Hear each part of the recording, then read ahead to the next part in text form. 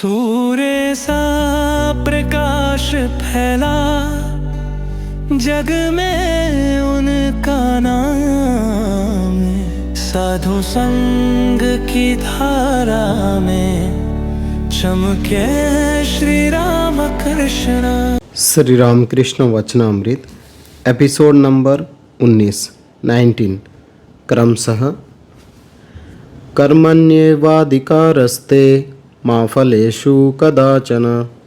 श्री राम कृष्ण, कर्म निष्काम करना चाहिए। ईश्वरचंद्र विद्यासागर जो कर्म करता है वे अच्छे हैं, वह निष्काम कर्म करने की चेष्टा करता है। मणि, जी हाँ। अच्छा, जहाँ कर्म है वहाँ क्या ईश्वर मिलते हैं? राम और काम क्या एक ही साथ रहते हैं?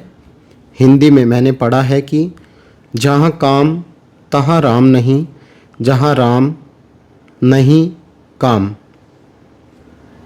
श्री राम कृष्ण, कर्म सभी करते हैं, उनका नाम लेना कर्म है, सांस लेना और छोड़ना भी कर्म है। क्या मजाल है कि कोई कर्म छोड़ दे, इसलिए कर्म करना चाहिए, किंतु फल ईश्वर को समर्पित कर देना चाहिए। मणि, तो क्या ऐसी चेष्टा की जा सकती है कि जिससे अधिक धन मिले? श्री राम कृष्ण, हाँ, की जा सकती हैं, किंतु यदि विद्या का परिवार हो तो अधिक धन कमाने का प्रयत्न करो, परंतु सदुपाय से। उद्देश्य उपार्जन नहीं, ईश्वर की सेवा है। धन से यदि ईश्वर की सेवा होती है तो उस धन में दोष नहीं है। मणि, घर वालों के प्रति कर्तव्य कब तक रहता है? श्री राम कृष्ण, उन्हें भोजन वस्त्र का अभाव न हो। संतान जब स्वयं समर्थ होगी तब भार ग्रहण की आवश्यकता नहीं। चिड़ियों के बच्चे जब खुद चुगने लगते हैं तब माँ के पास यदि खाने के लिए आते हैं तो माँ चोंच मारती है। मणि, कर्म कब तक करना होगा? श्री राम कृष्ण, फल होने पर फूल नहीं रह जाता।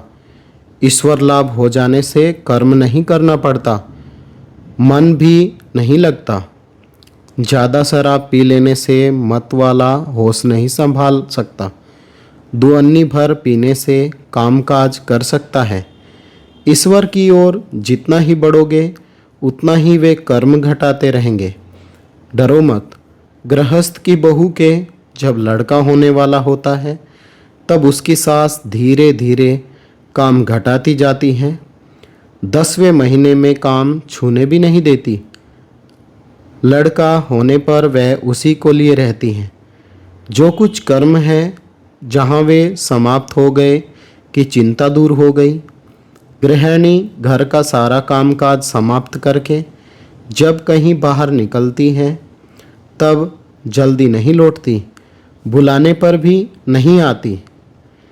ईश्वर लाभ तथा ईश्वर दर्शन का अर्थ। मणि, अच्छा, ईश्वर लाभ के क्या माने हैं? ईश्वर दर्शन किसे कहते हैं और किस तरह होते हैं? श्री राम कृष्ण, वैष्णव कहते हैं कि ईश्वर मार्ग के पथिक 4 प्रकार के होते हैं। प्रवर्तक, साधक, सिद्ध और सिद्धों में सिद्ध। जो पहले ही पहल मार्ग पर आया है वह प्रवर्तक है। जो भजन, पूजन, जप, ध्यान, नाम, गुण, कीर्तन आदि करता है वह साधक है। जिसे ईश्वर के अस्तित्व का अनुभव मात्र हुआ है वह सिद्ध है। उसकी वेदांत में एक उपमा है, वह यह है कि अंधेरे घर में बाबूजी सो रहे हैं। कोई टटोल कर उन्हें खोज रहा है।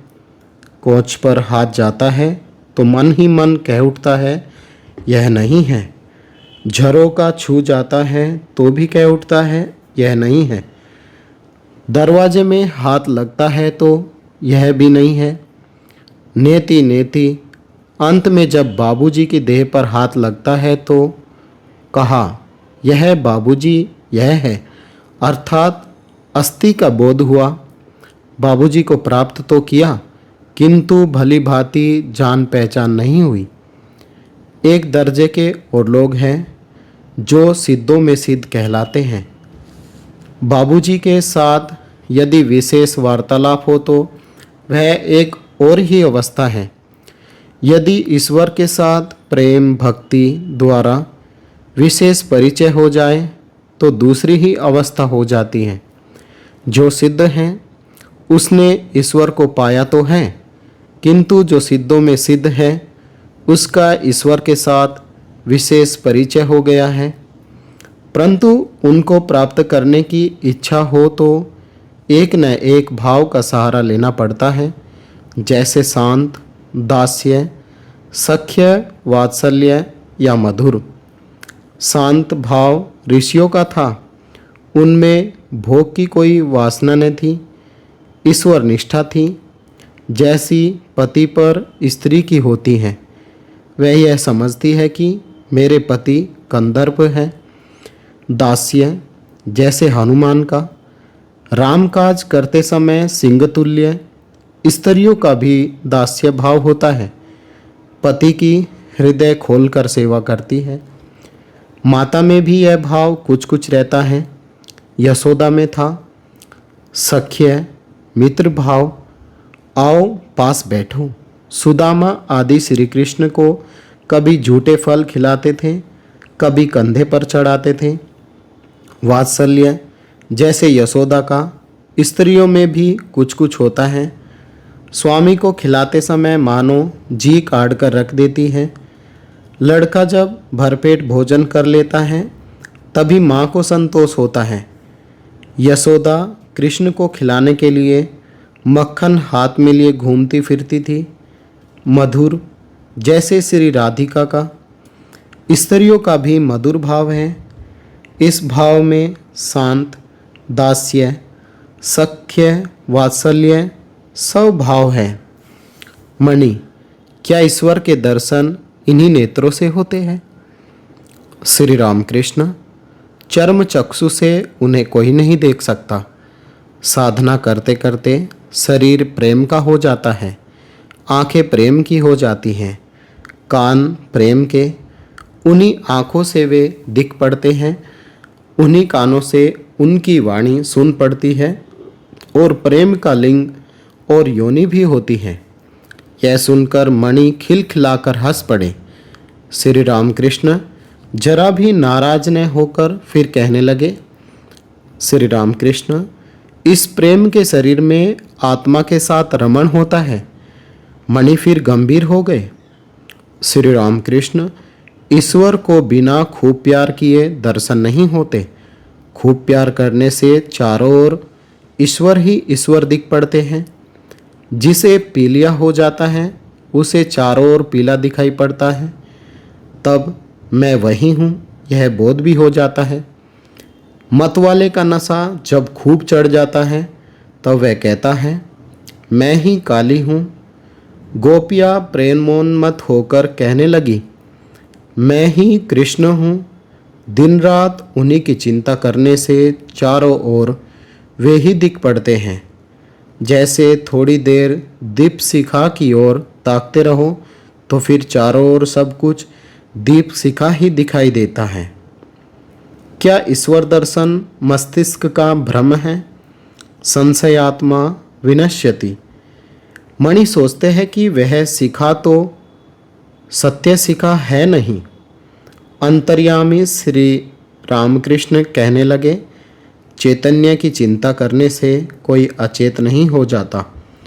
शिवनाथ ने कहा था, ईश्वर की बार बार चिंता करने से लोग पागल हो जाते हैं। मैंने उससे कहा, चैतन्य की चिंता करने से क्या कभी कोई चैतन्यहीन होता है? मणि, जी समझा। यह तो किसी अनित्य विषय की चिंता है नहीं। जो नित्य है और चेतन है उनमें मन लगाने से मनुष्य अचेतन क्यों होने लगा? श्री रामकृष्ण प्रसन्न होकर, यह उनकी कृपा है। बिना उनकी कृपा के संदेह भजन नहीं होता। आत्मदर्शन के बिना संदेह दूर नहीं होता। आज का पाठ यहीं तक। ओम निरंजनम नित्यमनंतरूपम भक्तानुकंपाधृतविग्रहं वे ईशावतारं परमेशमिड्यं तं रामकृष्णं शिरसा नमामि। जय श्री राम कृष्ण।